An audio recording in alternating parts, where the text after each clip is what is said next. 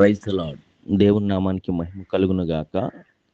ప్రభునందు దేవుని ప్రియబిడ్డలారా, ఈ ఆగస్టు మాసము 7వ తారీఖు ఉదయకాల శుభాలు.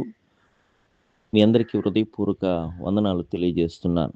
అందరూ బాగున్నారా? దేవుని మహాకృపలో క్షేమంగా ఉండాలని ప్రభుకు ప్రార్థన చేస్తున్నాను. వాక్యాన్ని చదువుకుని ప్రార్థన చేసుకుందాం. జనులు నేటికి 3 దినముల నుండి నా యొద్దనున్నారు. వారికి తిననేమీ లేనందున నేను వారి మీద కనికరపడుచున్నాను. మార్కు సువార్త 8వ అధ్యాయము 2వ వచనం. విలువైన మాటల్లోని ఆంతర్యాన్ని, జరిగిన సందర్భాన్ని మనము ధ్యానం చేస్తే గనక,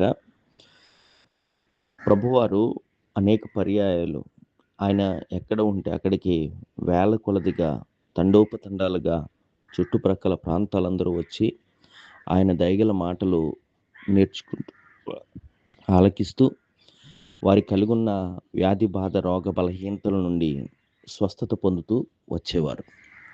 అలాగే ఇక్కడ జరిగిన సందర్భంలో కూడా అనేక వేల మంది అక్కడికి వచ్చి ఉన్నారు.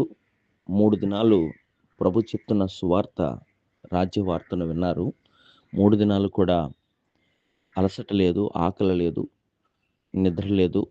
3 రోజులు కూడా ప్రభు మాటలు వింటూ కూడా ఆ మాటల మాధుర్యాన్ని ఆస్వాదిస్తూ అందరూ ఏకీభవించి ఆకలి తెలియకుండా ఉండిపోయారు.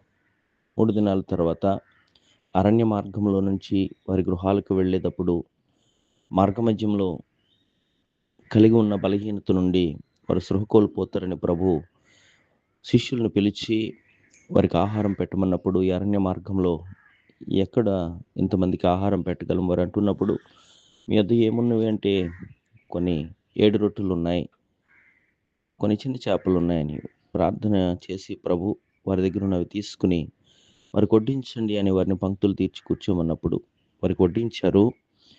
వారు తిన్న వారందరూ కూడా తృప్తి పొందారు. మిగిలిన 7 గంపలు ఎత్తారు. అక్కడ ఇంచుమించు 4,000 మంది అని రాయబడింది. అంటే పురుషులు 4,000 మంది, అంటే ఇంకా వేల మంది ఉన్నారు.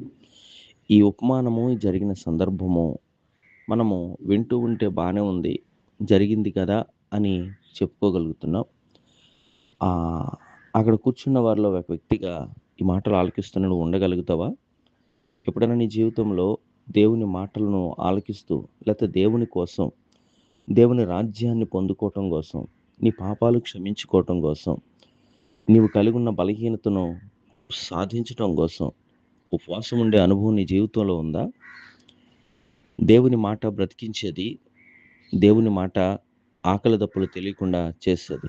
కానీ నీ జీవితంలో మందిరానికి వెళ్ళినా, ప్రార్థనా కూడికి వెళ్ళినా, నువ్వు సమయాన్ని చూసుకుంటున్నావు, నీ రోగాలు కొట్టి బీపీ, షుగరు అని చెప్పుకుంటున్నావు.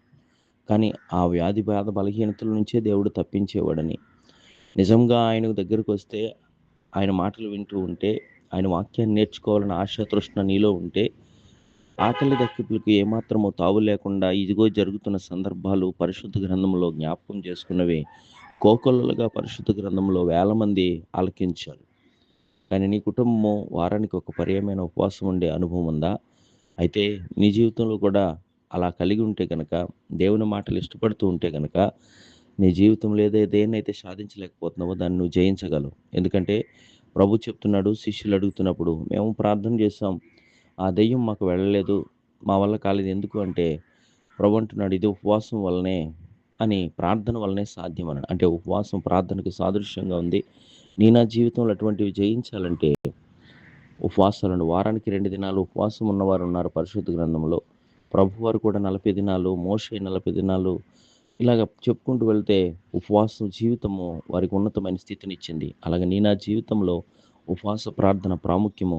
అలా ఉండి జయించటానికి, దేవుని మాటలు నేర్చుకోవటానికి మనందరికీ పరిశుద్ధాత్మ దేవుని సహాయ సన్నిధి అనుగ్రహింపబడును గాక. ఆమేన్. ప్రార్థన.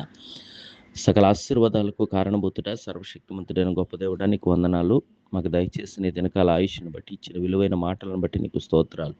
ఆలకించిన అందరి జీవితాల్లో అద్భుతాలు జరుగునట్లు వారి వ్యక్తిగత భక్తి జీవితాన్ని వృద్ధి పొందించండి. ఆయా దేశాల్లో ఉన్న బిడ్డల చుట్టూ నీ కాపుదల ఉంచండి. నేటి దినం పుట్టినరోజు, పెళ్లి రోజు జరుపుకుంటున్న వారికి నూతన సంవత్సర దయా కిరీటాలు ఇవ్వండి. ప్రార్థనతో దినచర్య ప్రారంభిస్తూ ఈ మాటలు ఆలకిస్తున్న ప్రతి ఒక్కరి జీవితాల్లో ఏది లోటుగా ఉందో అది తీర్చి మేలైన ఈవులతో తృప్తిపరిచి ముందున్న సమయం నీ చిత్తానుసారంగా జరిగించమని నజరేయుడైన యేసు పరిశుద్ధ నామములో ఈ ప్రార్థన అడుగుచున్నాను తండ్రి. ఆమేన్.